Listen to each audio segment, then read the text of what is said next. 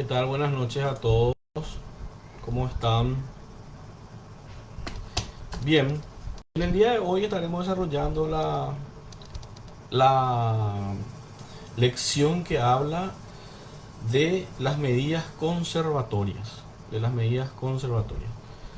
Bueno, vamos a ir viendo quiénes están. La lección que habla de las medidas conservatorias. Bien,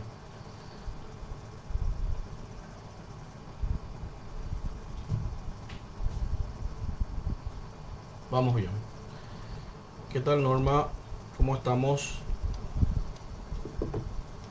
Vamos a esperarle unos segunditos a tus compañeros y después ya vamos a proceder a desarrollar esta lección tan interesante que nos toca hoy,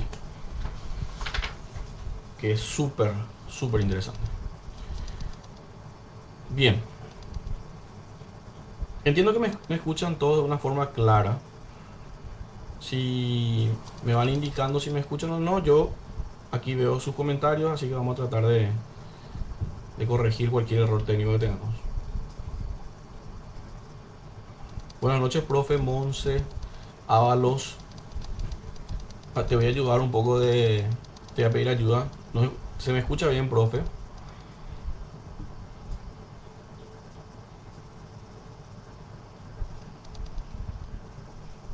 Bueno, bien, vamos a empezar. Ya tenemos una cantidad de gente que es súper puntual y vamos a hablar de lo que se refiere a las medidas conservatorias. En primer término, antes de hablar de las medidas conservatorias, me gustaría mencionar algunas cuestiones que son súper importantes. Como por ejemplo, siempre me gusta hablar de que cuando hablamos ya en esta parte del programa, que es para los chicos del quinto semestre es la segunda obligación es 2 y para los chicos del séptimo semestre del último año es la segunda parte del programa que es obligaciones. Entonces para ellos quiero hacer una mención muy interesante, ¿verdad?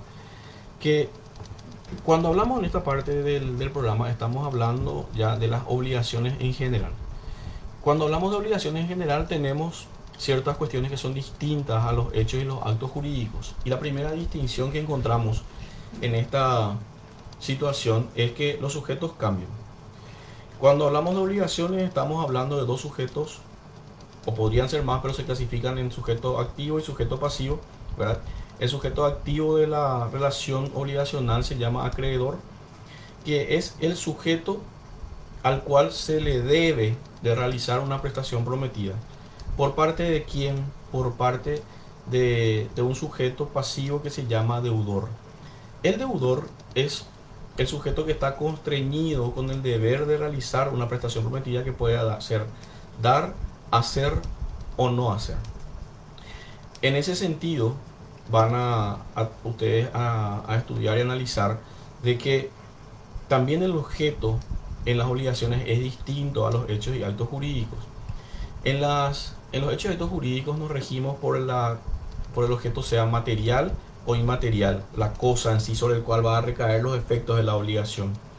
Qué importante es poder diferenciar esta situación en el sentido de que en los hechos y actos jurídicos vamos a hablar de las cosas, de los bienes materiales o inmateriales, pero cuando hablamos de las obligaciones estamos ya en otra cuestión, los objetos son distintos, son unas prestaciones prometidas, es una conducta que se espera que realice el deudor a favor del acreedor y en ese sentido tenemos que hablar de que existen prestaciones que se dividen en tres.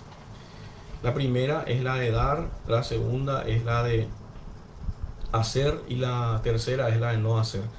En el vivo de la semana pasada, cuando estaba hablando el doctor Bonifacio Ríos Ábalos, me sorprendió tanto cuando salió y dijo de que una obligación es un vínculo jurídico entre un sujeto deudor y un sujeto acreedor, donde el sujeto deudor se compromete, atiendan bien la palabra, se compromete a realizar una prestación a favor del sujeto acreedor. ¿Por qué digo se compromete? Porque cuando hablamos del concepto de obligación estamos hablando de algo que es para futuro. Y esto es muy importante que ustedes entiendan. Es muy importante que ustedes entiendan. En el sentido de que el deudor se compromete a realizar, tiene una cuestión de un deber ser, a realizar una obligación de dar, que es entregar un objeto determinado o a determinar, una obligación que es de hacer, que es realizar una prestación o un servicio, o una abstención, que es un deber de no realizar determinados actos que él tiene permitido realizar. Porque convengamos que una obligación de hacer, uno se está constriñendo, ¿verdad? Se está obligando a no realizar actos que él no tiene prohibido. Él perfectamente puede realizar esos actos, pero voluntariamente él se somete y dice: yo no voy a realizar estos actos porque tengo una obligación con el sujeto acreedor. Qué importante es esto, en el sentido de que diferenciar los sujetos y el objeto es muy trascendental para poder entender dónde estamos ubicados. Bueno, dicho esto, después pasamos al análisis del cumplimiento directo que el miércoles pasado estuvo mencionando el doctor Alberto Martínez, cuando hablaba de que el deudor puede ser constreñido directamente o puede ser constreñido indirectamente al cumplimiento de la prestación prometida. En el artículo 420 de nuestro código, que es el que facilita y faculta esta situación que el acreedor puede realizar a su favor y contra el deudor, establece lo siguiente: el acreedor, como consecuencia de la obligación, queda facultado: 1. Para emplear los medios legales a fin de que el deudor cumpla con la prestación. Entonces hablamos de cumplimiento directo, donde el deudor por sí mismo está realizando el cumplimiento de la prestación. Y B, también estamos hablando de cumplimiento directo siempre, ¿verdad? Para procurarla por otro a costa del obligado. Y en el inciso C, cuando no se puede lograr el cumplimiento directo, sea por la propia persona que se obligó o sea por un tercero, ya lo único que cabe es la indemnización pertinente, ¿verdad? Como una última ratio para poder dar cumplimiento a esta prestación prometida que se estableció en el nacimiento de una obligación. Bueno, pero el tema es así, y les digo de una forma tajante. Muchas veces, cuando el deudor no quiere cumplir, el acreedor tiene ciertas acciones que puede realizar para poder mantener incólume, mantener intacto el patrimonio del deudor. Porque hay un principio que es muy importante, que es: el patrimonio del deudor es la prenda común del acreedor o de los acreedores. ¿Qué significa? De que ante el no cumplimiento de la prestación prometida, el deudor está comprometiendo todo su patrimonio para poder dar cumplimiento a esta situación que él se comprometió al inicio de esta relación jurídica.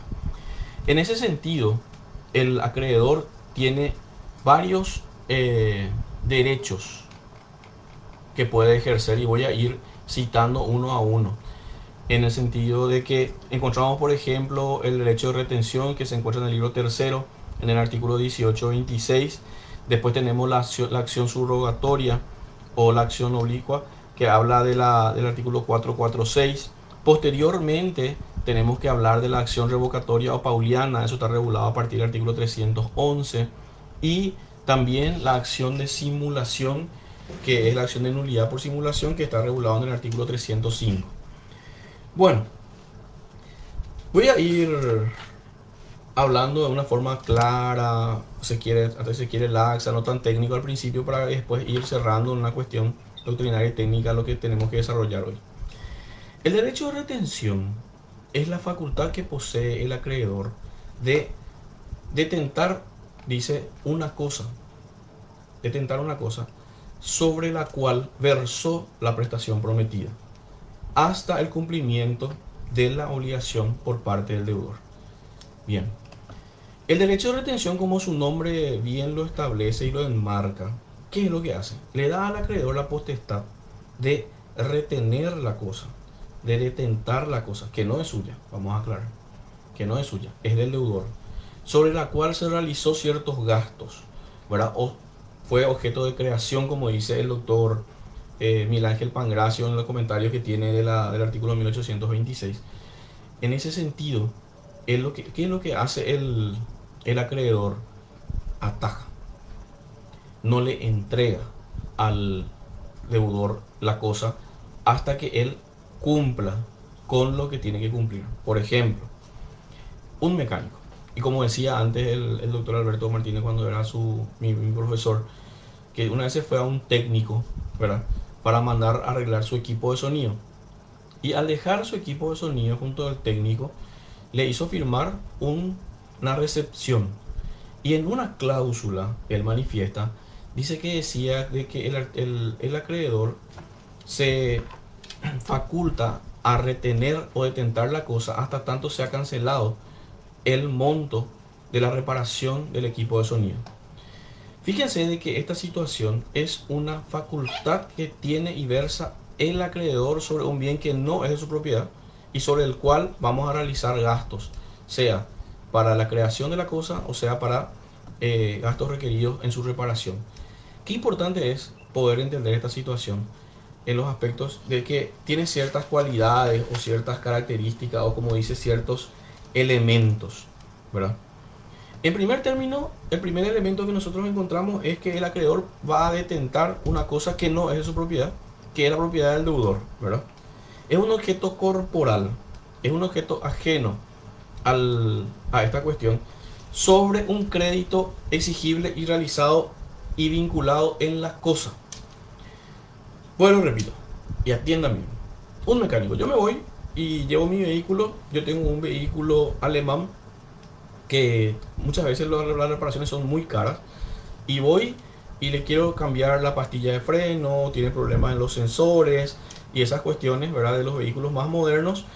Resulta que el gasto que usualmente se aplica en esas cuestiones son elevados, qué sé yo, 7 8 millones se suele gastar. Pero el vehículo cuesta muchísimo más. El vehículo cuesta muchísimo más que eso. Yo, supongamos, me voy y le digo al mecánico, ¿sabes qué? Quiero que me des mi auto y te voy a pagar 4 millones de guaraníes, ¿verdad? Y la cuenta es 8 millones. 4 millones de guaraníes y dame mi auto. Y el mecánico me dice que no me va a entregar el vehículo. ¿Por qué? Porque el precio total de la reparación del vehículo es de 8 millones de guaraníes. ¿Puede o no realizar el mecánico esa situación? Puede. Perfectamente puede. Y está regulado en el artículo 1826. Ahora, esta cuestión, convengamos, tiene también que ser exigida dentro del marco de lo legal, ¿verdad? De lo legal.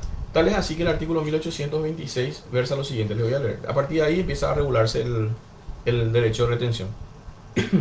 Dice, el obligado a restituir una cosa podrá retenerla cuando le correspondiere un crédito exigible en virtud de gastos efectuados en ella. Volvemos. Acá el mecánico lo que hizo fue reparar el vehículo. Aquí el técnico que está arreglando el equipo de sonido realizó una reparación en el equipo de sonido, ¿verdad? Entonces, con motivo de daños causados por dicha cosa, no tendrá esta facultad quien poseyese la cosa en razón de un acto ilícito. Bueno, este derecho podrá invocarse respecto de otras cosas muebles no robadas ni perdidas si mediase buena fe.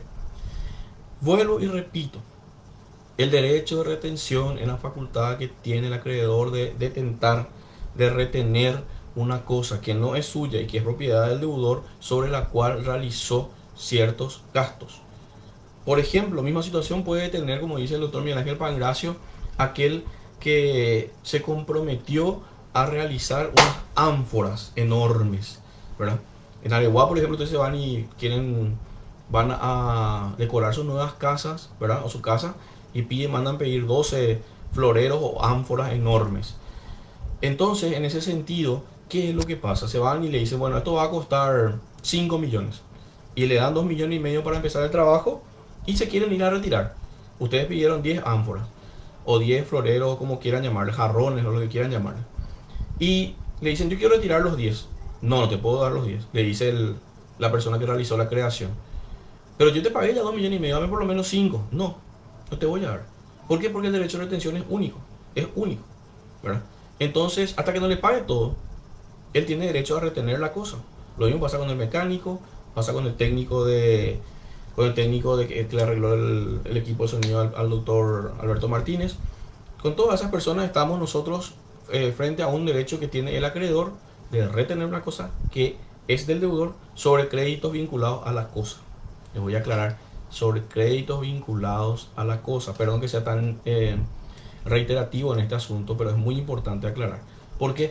Porque no es lo mismo que como el patrimonio del deudor, la prenda común de los acreedores, vaya, qué sé yo, yo le debo a alguien la suma de 5 millones de guaraníes y no le estoy pagando una obligación de dar suma de dinero, entonces viene mi acreedor, yo estaba almorzando en un restaurante, en un copetín, como quieran llamarlo, y se apropia de mi teléfono celular y me dice, no, esto es en concepto de lo que vos me debes. Eso no es derecho de retención. ¿Por qué? Porque el celular no tiene ni un crédito vinculado a su cosa. Yo le debo una suma, le debo una suma X, pero es una suma de dar sumas de dinero. En cambio, en el derecho de retención necesariamente debe de establecerse por gastos realizados en la cosa, sea en la reparación, sea en su creación. Bueno, eh, dice la naturaleza. Bien. Muchos dicen, y es muy importante aclarar, de que el derecho de retención, en primer término, es un derecho vinculado a los gastos que se realizaron en la cosa, no obstante no es de derecho real, es de derecho personal. ¿Por qué? Porque si uno entrega la cosa, el crédito igual va a subsistir.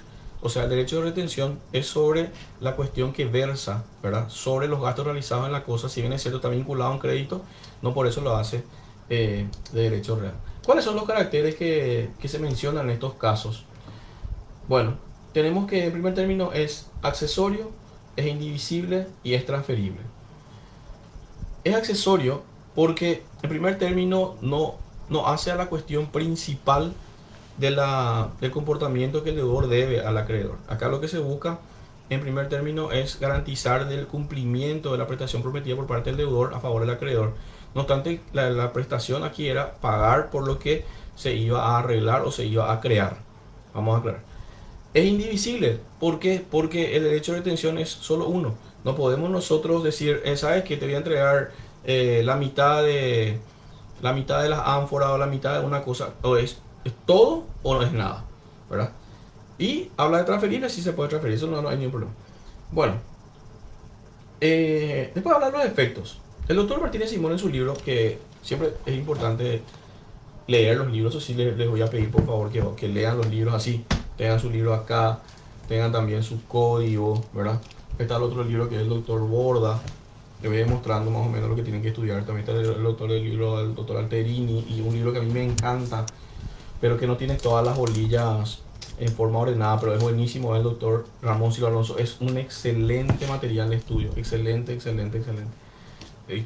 Me gustaría que lean de la fuente a modo tal de que ustedes vayan ganando también vocabulario, no solamente estudien de los dictados, los resúmenes. De hecho no les recomiendo lo estudiar de esa situación.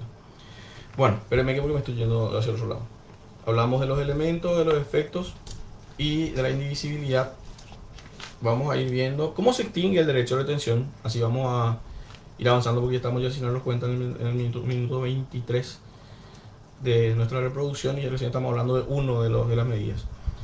El derecho de retención se extingue de varias formas. La primera, ¿verdad?, es con la destrucción de la cosa. También puede extinguirse el derecho de retención en el pago de la prestación prometida, ¿verdad? Y con la devolución voluntaria que hace el acreedor al deudor o el abandono de la cosa. También se puede dar en un peculiar caso cuando ustedes estén estudiando ¿cómo se llama esto? Los modos de extinción de las obligaciones. Se puede dar también cuando se dé la confusión. Bueno, hasta ahí vamos a hablar del derecho de retención. Está regulado, como les dije, en el artículo 1826. No está en la parte del libro segundo, está en el libro tercero. Y tiene todo un capítulo que lo regula. De 1826 para adelante hasta 1832. 1832. Bueno, en 1830 habla del derecho de retención y cómo se extingue. Dice, el derecho de retención se extingue por la entrega o el abandono voluntario de la cosa sobre la que recae y no renace, dice, aunque la misma cosa vuelva por otro título a entrar en poder del que la retenía.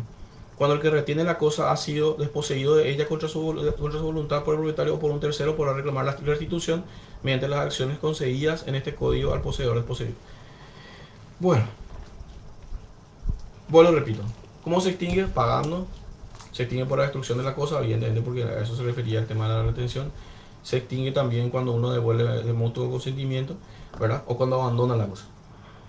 Ahora, ¿qué pasa cuando un acreedor se da cuenta, esto ya vamos a hablar de otra cosa, pero que no la haya mencionado, vamos a hablar de la acción subrogatoria o acción oblicua.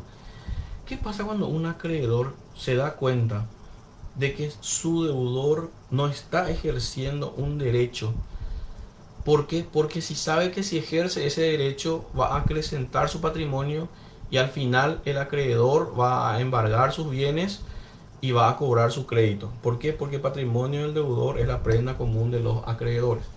Y tenemos que entender de que el código habla claramente, cuando habla del patrimonio del deudor como prenda común de los acreedores, de que el deudor responde por sus obligaciones con sus bienes presentes y futuros.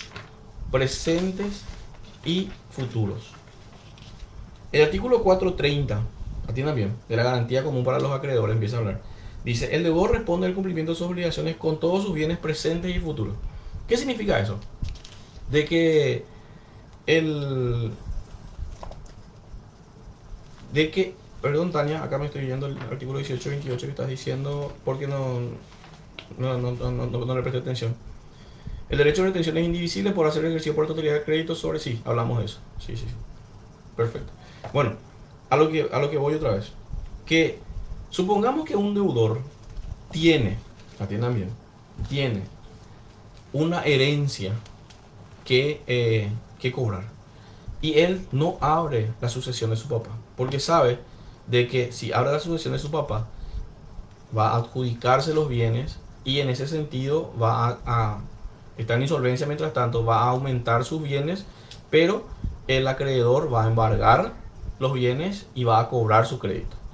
Entonces en ese sentido hay una inacción, porque eso es muy importante mencionar en la acción subrogatoria de la acción oblicua, de que hay un requisito que es la inacción por parte del deudor.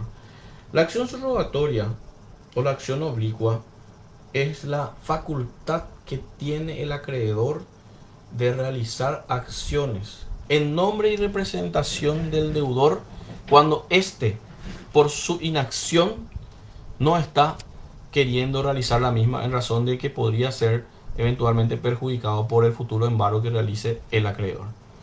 La acción subrogatoria u oblicua, ¿qué es lo que hace y ocupa? Así es. Deudor y acreedor tienen una deuda, 100 millones de guaraníes.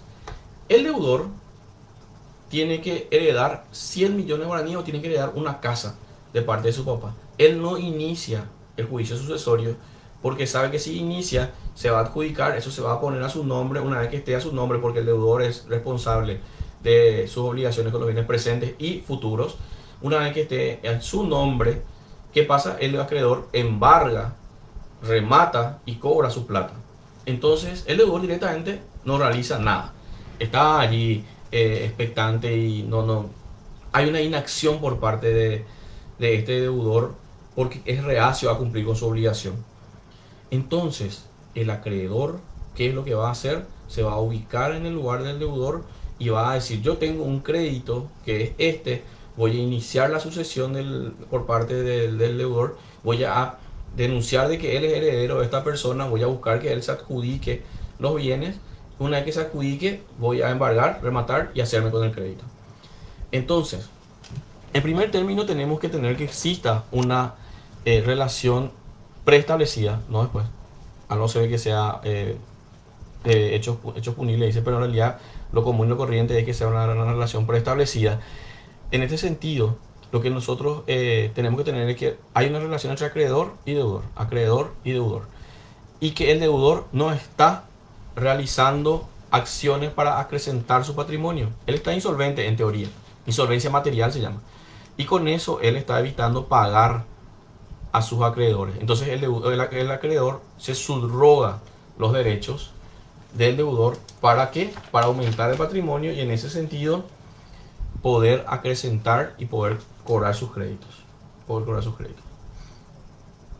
Bueno, espérenme, voy a leer acá. Concepto, cuando procede, ya hablé, los elementos, tiene que haber. Muy bien. Perfecto. Voy a leer un poquito el código para poder ir avanzando en esto. Vamos a buscar en el artículo 446. 446.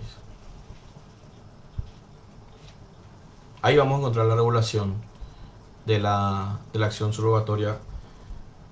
Dice lo siguiente: los acreedores, aún eventuales, pueden ejercer todos los derechos y acciones de su deudor relativos a los bienes de este, pero solo cuando el obligado dejare de hacerlo y con citación del mismo para que tome parte en el juicio. Vuelvo y repito, es una facultad que tiene el acreedor de ocupar su lugar procesal, ¿verdad? No te zafás de la deuda sola. La idea es justamente eso, porque el patrimonio deudor es la prenda común de los acreedores. Le faculta al acreedor a iniciar acciones judiciales en su nombre. ¿Por qué? Porque éste realiza una inacción. Entonces, en ese sentido, se busca acrecentar el patrimonio y poder ejercer, ¿verdad? Bueno.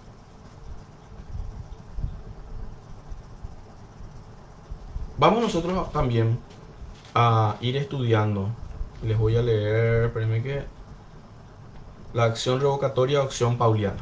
Bueno, espérenme, voy buscando. Porque la acción revocatoria o la acción pauliana es espectacular. Es espectacular.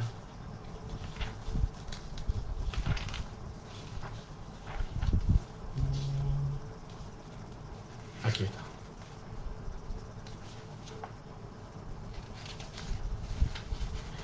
De esta clase de la acción revocatoria o pauliana habló el doctor Martínez Simón cuando habló de los vicios en los actos jurídicos. Y qué importante es, la pasada vez estamos tocando en un repaso, qué importante es manejar los conceptos, ¿verdad? Cuando nosotros hablamos de acción revocatoria o pauliana, estamos hablando de un tipo de fraude que se llama fraude a los acreedores, ¿verdad? Voy a buscar acá.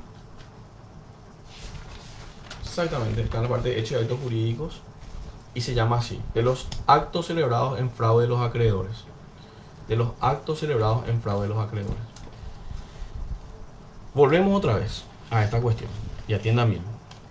Aquí tenemos una relación jurídica obligacional de acreedor y deudor, en el cual el deudor, para generar una insolvencia material, o sea, que no tenga nada embargable, que pueda ser ejecutado y posteriormente cobrado, ¿qué hace? Vende sus cosas, transfiere, vende, incluso puede donar sus cosas, ¿verdad? Y como yo siempre digo, el que no tiene para pagar sus deudas no tiene derecho a regalar sus cosas, ¿verdad? ¿Qué significa? De que en ese sentido el acto jurídico realizado en perjuicio del acreedor por parte del deudor que busca su insolvencia puede ser revocado hasta el límite del crédito del deudor, del acreedor. Esto está regulado en el artículo 311, ¿verdad? Y tiene ciertas cualidades, ciertos requisitos que son muy importantes tener en cuenta. Como por ejemplo, que el acto que vamos a solicitar a revocación haya agravado o haya causado la insolvencia del deudor. Vamos a irnos así: sabía que se le iba a demandar, no podía pagar lo que no podía o no quería pagar la deuda, y que hizo, vendió su casa, transfirió su casa, ¿verdad? Pero sola, única y exclusivamente, ¿para qué? Para que materialmente hablando él no pueda más ser responsable, no tenga más nada que embargarse, porque convengamos que el dinero es lo más fácil de esconder. O sea, si es que vendió su casa, no va a ir a guardar en un banco porque sabe que se le va a embargar. Entonces, en ese sentido, ¿qué es lo que puede hacer el acreedor perjudicado? En este caso, solicitar la acción revocatoria o la acción pauliana, como se dice, y se busca revocar el crédito hasta el límite del monto que le correspondía al acreedor. Si la venta fue de 200 millones de guaraníes y el crédito era de 100 millones de guaraníes, hasta ese monto se va a permitir la revocación del acto. Y en ese sentido, lo que se va a querer hacer es que se restablezca el bien al acervo patrimonial que tiene el deudor y poder ahí embargar y poder cobrar sus créditos. Bueno, dijimos que el acto que está realizado con fraude, o sea, bajo la figura del fraude pauliano, tiene que ser un acto que tenga que buscar agravar su insolvencia o crear la insolvencia. Que el crédito que busca eh, recuperar el acreedor sea anterior al acto jurídico, sea anterior al acto jurídico. Y eso deviene de que la persona que va a contratar o va a realizar ciertas actividades comerciales con alguien que es insolvente lo hace bajo su propio riesgo, pero si cuando esa persona realizó el acto jurídico, ¿verdad? Se obligó, era solvente y posteriormente tuvo mala fe, en ese sentido se puede revocar sola, única y exclusivamente cuando el crédito es anterior al acto fraudulento. Hay una excepción, que es cuando deviene de delitos penales, ¿verdad? Esa es la excepción. El crédito tiene que ser quirografario. Bueno, este tema del crédito quirografario siempre es importante aclarar, de que es el crédito quirografario es aquel que se entiende que no tiene garantía real, que depende de todo el patrimonio del deudor. ¿Por qué se diferencia de aquellas, por ejemplo, que tienen garantía real, como la hipoteca y la prenda? ¿Qué significa? De que un derecho está vinculado, ¿verdad?, al cumplimiento, como una garantía, le puso en garantía su casa o puso en garantía su vehículo. Cuando es un bien mueble, estamos hablando de prenda, y cuando estamos hablando de inmuebles, estamos hablando de hipoteca, y la única sección que tenemos nosotros de que se llama hipoteca a un bien mueble, estamos hablando de los buques y de los aviones, ¿verdad? Pero ¿qué es lo que en este caso se busca? O sea, que cuáles son los créditos son válidos, son aquellos créditos quirografarios, o sea, que dependen de todo el patrimonio del deudor y no tienen garantía real, no tiene garantía real. Después hablamos de que sea necesariamente algo que llevó a la insolvencia, y en el Código Civil de Vélez hablaban del concilium fraudis, que, que hoy por hoy ya está en desuso en nuestro código, ¿verdad? Solamente pide que se tenga conocimiento de que esta insolvencia se estaba llevando a cabo, y eso a veces es un poco complejo, muy difícil de probar, incluso se llegó a decir que era una probatio diabólica, ¿verdad? Una probatio diabólica. Hoy por hoy, lo único que pide es que tenga conocimiento de que esa insolvencia se hace en perjuicio de terceros.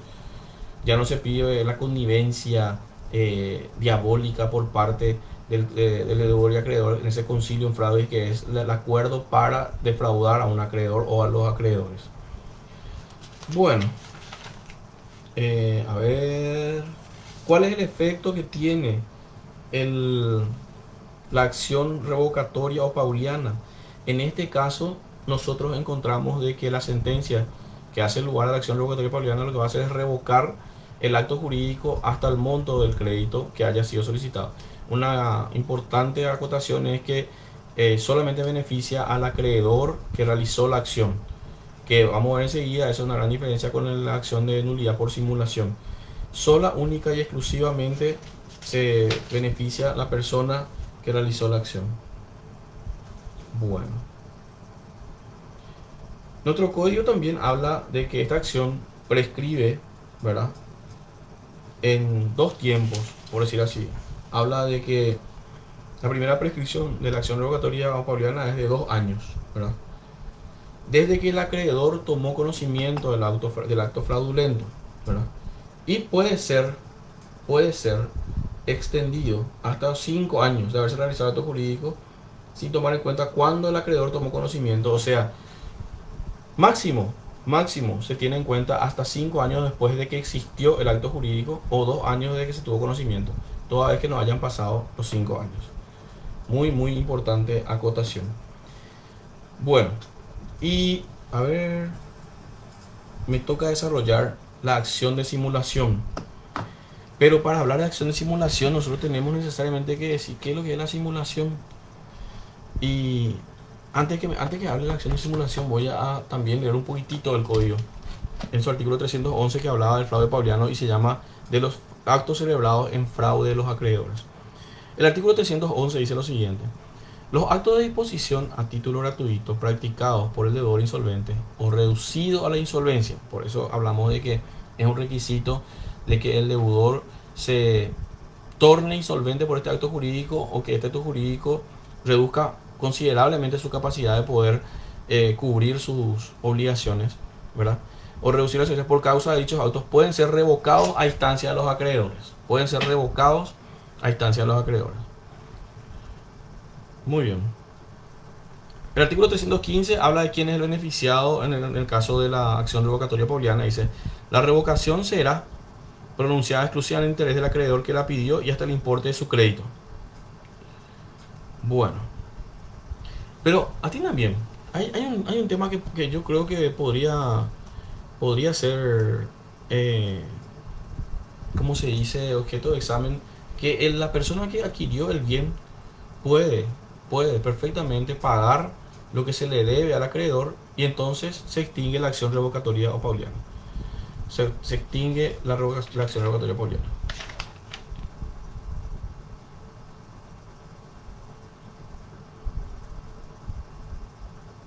Bueno, creo que estamos bien hasta este punto por lo menos. Ahora vamos a hablar de, de uno de las medidas conservatorias más importantes y que sí tiene mucha relevancia jurídica. No, por eso no quiero decir que las anteriores no hayan tenido relevancia jurídica, sino que lo que más se presenta en nuestros tribunales, que es la acción de simulación. Y la acción de simulación ocurre cuando eh, el deudor, en connivencia con un tercero, ¿qué hace? Realiza actos que no son ciertos, con fechas que no son verdaderas, transmite derechos que no son para esa persona, con el objeto y el fin de perjudicar a sus acreedores. Un claro ejemplo es cuando pueden ser también acreedores o pueden ser también sucesores. Un claro ejemplo de esta situación se da cuando un deudor supuestamente vende y transfiere su casa, ¿verdad?, a una persona de su confianza, al solo efecto de que ese bien desaparezca de los registros de la propiedad para que no pueda ser embargado y posteriormente rematado. Supuestamente hizo una venta, ¿verdad?, a un amigo, a un familiar, a una persona de su confianza. ¿Para qué? Para no hacerse cargo de los créditos que había asumido. Para no hacerse cargo de los créditos que había asumido con el acreedor o con los acreedores. ¿Cuál es la diferencia radical, sustancial e importante en este punto del fraude pauliano y de la simulación? Es que el fraude pauliano es un hecho real, es un hecho que ocurre, que ocurrió. En cambio, no es así el acto de simulación. El acto de simulación, en la verdad, en la realidad, no existió. Él jamás dejó de vivir en la casa, él siempre cuidó su casa, él siempre vivió ahí. Lo único que hizo fue hacer desaparecer con una supuesta venta de los registros de la propiedad. ¿Para qué? Para que no puedan ser embargados sus bienes y rematados para cubrir sus deudas. En ese sentido, existe una solución o un remedio que tiene el acreedor, que es la acción de nulidad por simulación, y está regulado en nuestro código en el artículo 305, ¿verdad? Está regulado en nuestro código en el artículo 305. ¿Y qué es lo que hace el acreedor? Hace lo siguiente: inicia una demanda de simulación donde ataca el acto jurídico en sí, diciendo de que ese acto fue simulado, de que ese acto no fue real y fue con la única razón y motivo de perjudicar los créditos que él tenía con el deudor. Bueno, vamos a ir viendo. Tenemos dos clases de simulación, que puede ser la simulación lícita, que a nadie le perjudica. Esa simulación no es reprobada por la ley. Y la simulación ilícita, que es la que nosotros estudiamos en el artículo 305 en adelante, donde sí perjudica a terceros. Pueden ser los acreedores o pueden ser los sucesores, que tienen los sucesores universales, cuando uno de los causantes quiere evitar de que el bien que va a formar parte de la herencia le toque a uno de sus sucesores. Bueno, vamos a leer un poquitito el artículo 305, que habla de la simulación de los actos jurídicos, y dice lo siguiente: la simulación no es reprobada por la ley cuando nadie perjudique ni tiene un fin ilícito. Es lo que nosotros hablamos de la primera clasificación de la simulación, de la primera clase de simulación, que es la simulación lícita, que no es reprobada por la ley cuando nadie perjudica. Pero el artículo 306 sí ya habla de la simulación ilícita, y dice lo siguiente: se podrá anular el acto jurídico cuando por la simulación se perjudica a un tercero. Sí, Tania, la simulación puede ser absoluta o puede ser relativa, sin ningún inconveniente, puede ser también así. Eso se estudió en hechos y actos jurídicos, ¿verdad? Aquí en esta parte del programa nosotros ya estamos viendo la simulación como una medida conservatoria. Estamos hablando de la acción de simulación, la acción de nulidad por simulación. ¿Para qué? Para que el patrimonio del deudor se restablezca y el acreedor pueda realizar y podrá embargar y poder cobrar sus créditos. En ese sentido es lo que estamos hablando ahora mismo en el artículo 306, que dice: se podrá anular el acto jurídico cuando por la simulación se perjudica a un tercero o se persigue un fin ilícito. En tal caso, los autores de aquella solo podrán ejercer entre sí la acción para obtener la nulidad con arreglo a lo dispuesto por este código sobre... Y habla después del 307, porque la simulación lícita sí te puedo dar sin ningún problema. Y siempre el doctor Bonifacio daba este ejemplo en clases y a mí me encantaba. Yo, supongamos que tengo que ir a hacer una maestría en Europa, y esa maestría dura 1 año, 2 años, ¿verdad? Y para no estar embarullándome en los problemas que podrían tener los poderes especiales, poderes de administración y todas esas cuestiones que hago, le transfiero a mi hermano menor, que se llama Renato, todos mis bienes. Yo tengo un comercio, le transfiero todo. ¿Para qué? Para que él se pueda hacer cargo de todo lo que estoy dejando yo aquí, el tema de la ganadería, el estudio jurídico, los negocios que tenemos nosotros, y él pueda cumplir eso sin ningún problema y sin ningún inconveniente. Obviamente esto requiere ¿cómo se dice?, confianza absoluta y extrema. Después de 2 años yo vuelvo y le digo a Renato: Renato, por favor, volver a transferirme todo lo que yo te había transferido antes de irme a Europa, y él me transfiere. Fíjense que ahí no se le perjudicó a nadie. Eso es lo que la ley habla de la simulación lícita.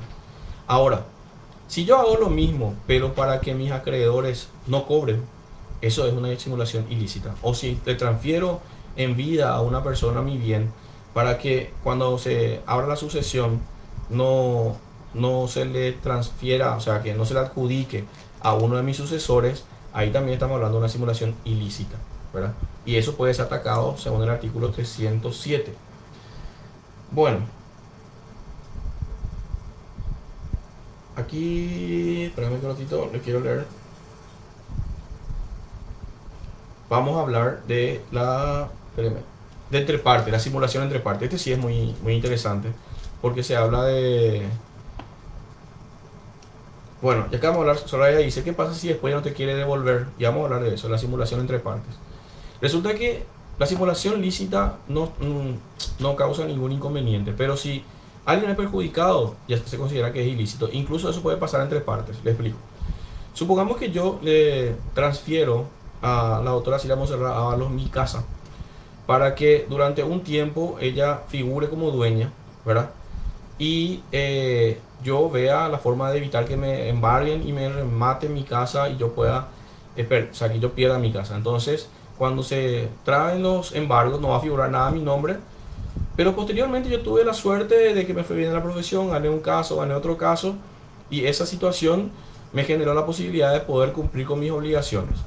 Llego a pagar todo y me voy y le digo a la doctora Monserrat, si la Monserrat hablo, le digo: Monse, me gustaría que me devuelvas mi casa. Y me dice: no, no te voy a devolver, no te voy a transferir. Y eso a mí me causó un perjuicio. ¿Por qué? Porque la casa es mía, yo seguí viviendo allí.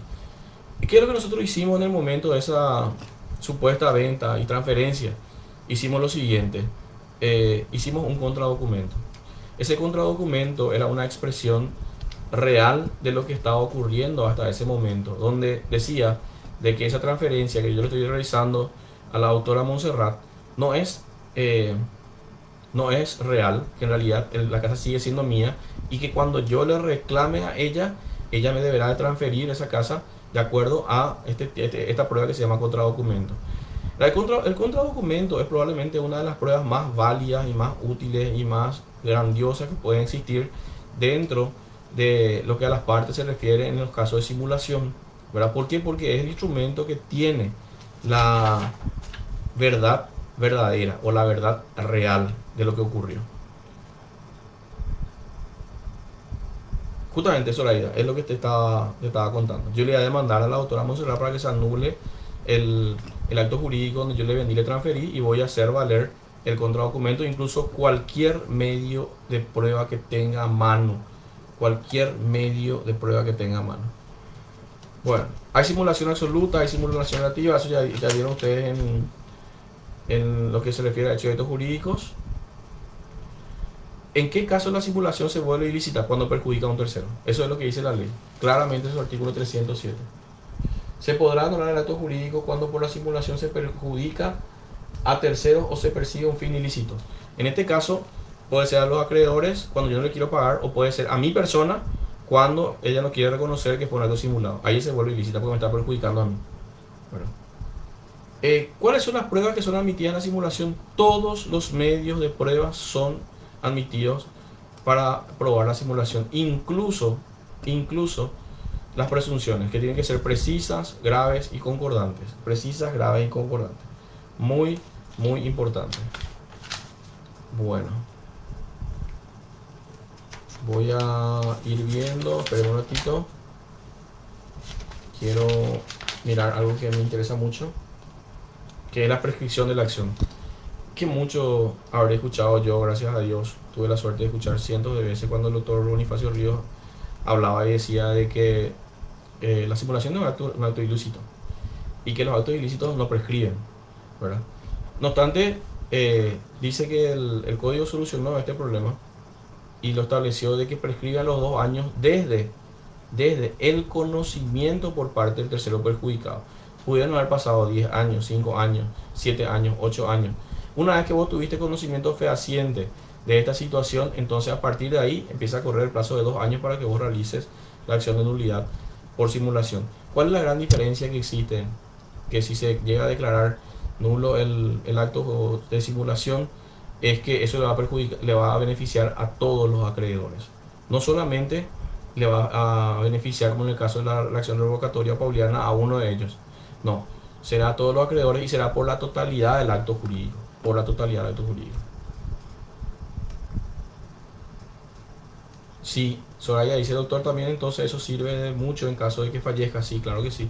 Un sucesor va a solicitar nulidad del acto jurídico porque le perjudicó en su legítimo. Le perjudicó en su legítimo.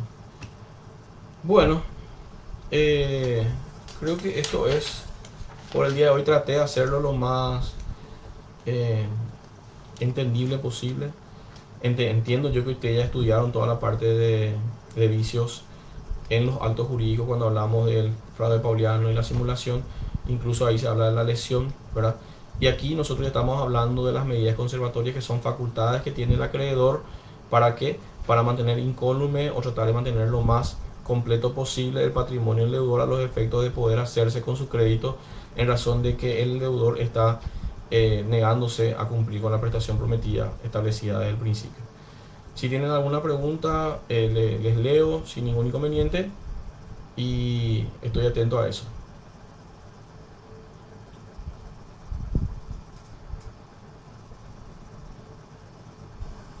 Bueno,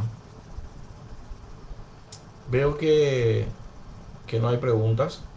Entonces, mi intención no es cansarle demasiado. Tenemos ya casi 48 minutos de estar dando esta clase y espero que les sea útil a la hora de repasar tanto a los chicos del quinto semestre como del séptimo semestre. Así que por mi parte es todo y muchísimas gracias.